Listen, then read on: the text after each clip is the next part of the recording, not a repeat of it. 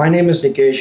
I am CEO and co-founder of Edirigo Technologies. Edirigo, it's a learning experience platform. In my last video, I touched upon why did India do services for so long? We did services for 40 years. In this video, I'll talk about what can India do to jump on its product development journey or platform development journey, especially for software. I'll cover three areas. One, what is the opportunity? Two, who can grab those opportunities? And the logistics of it. When we talk about opportunities, these opportunities can primarily be divided into broadly two segments. One is B2B, second is B2C. B2B is business to business, which are typically your enterprise softwares.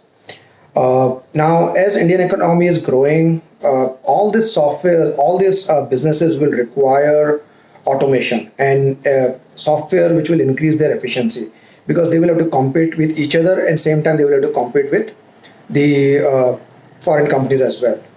So to automate their businesses, there are many use cases.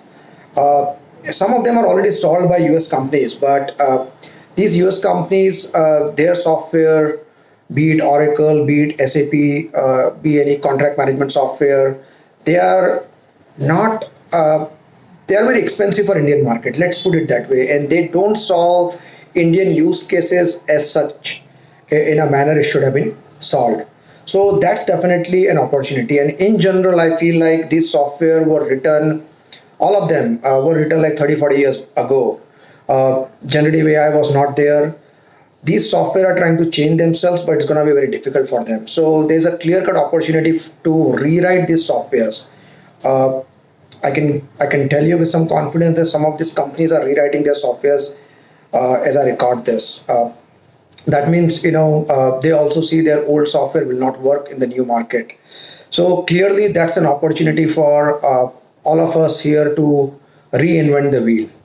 If your wheel is better than others, obviously people will adopt it.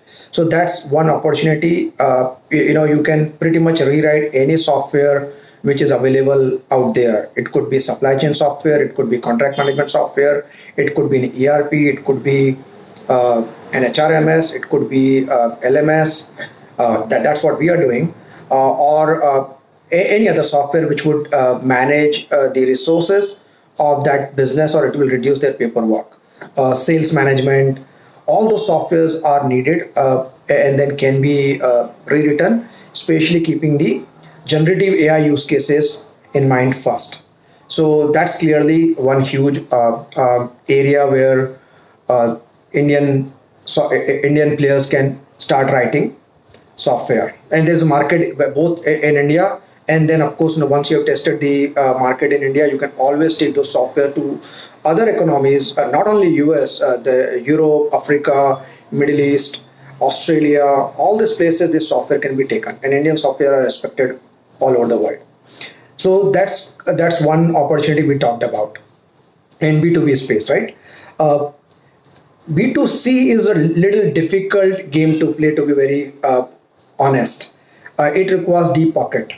So you will be competing with Google, WhatsApp, or Twitter, or X now.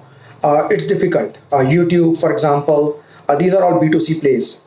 So for that, definitely, you need a deep pocket, and without funding, I don't think anybody can play in that game. And that game is like for 10-20 years. So for 10 years you will not make any money, and then if you are able to survive, then only you can monetize yourself. So B2C space, again, as I said, we have only one YouTube, we have only one WhatsApp, RTI is just coming up, we have only one X, and then other B2C software are also like, they can be challenged, but as I said, it's going to be difficult for anybody to challenge them.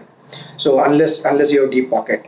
So that's the opportunity. That's the first topic which I wanted to cover, the opportunity. Let's talk about who can grab those opportunities. Honestly speaking, anybody can grab those opportunities. There's no rule for that.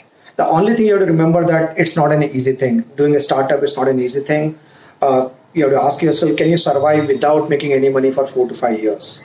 Because developing a product could be easy, but selling it could be very difficult.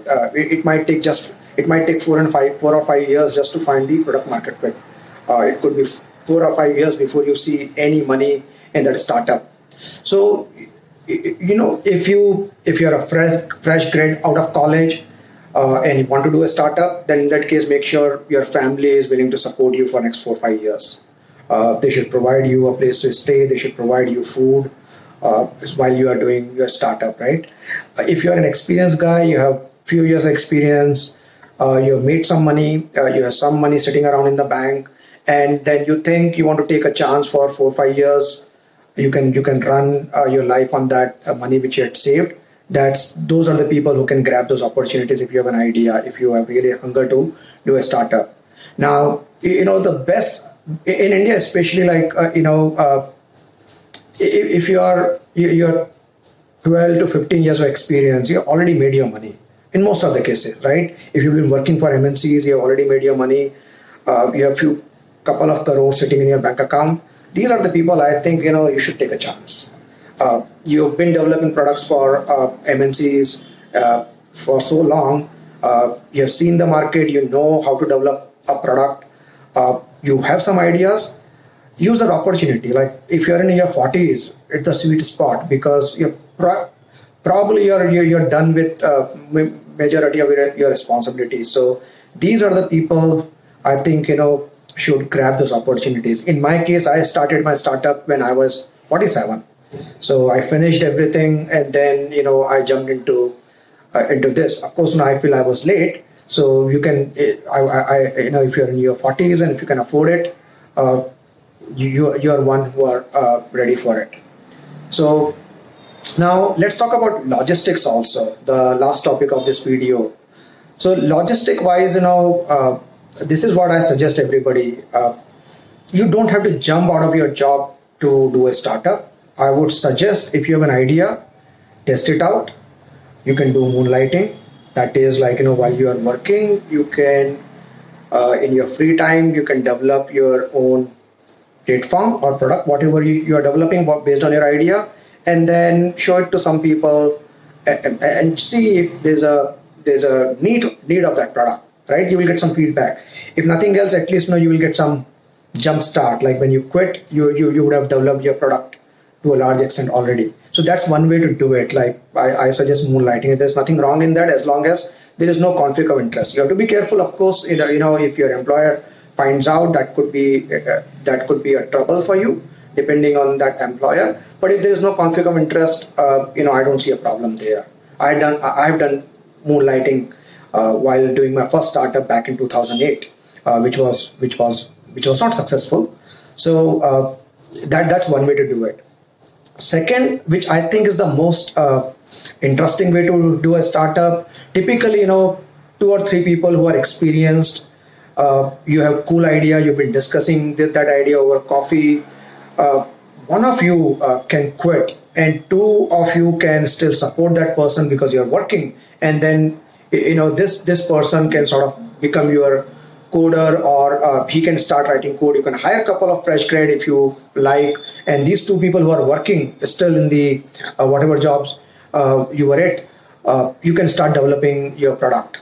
And then you can test the market, you can build the product, and then once you feel like you've built something interesting, you are seeing some interest, you have one customer who has shown interest and they're willing to pay for it, then you can decide, and a second person can quit, and you can just play it out that way.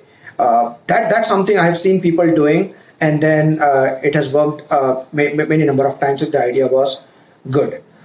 So the third case, like, I've seen the founders, they start, but their family in some cases, like, the spouse would be working, and the spouse would be taking care of the daily expenses, and the founder is working on his or her idea, right? So that could be another logistic way to do a company.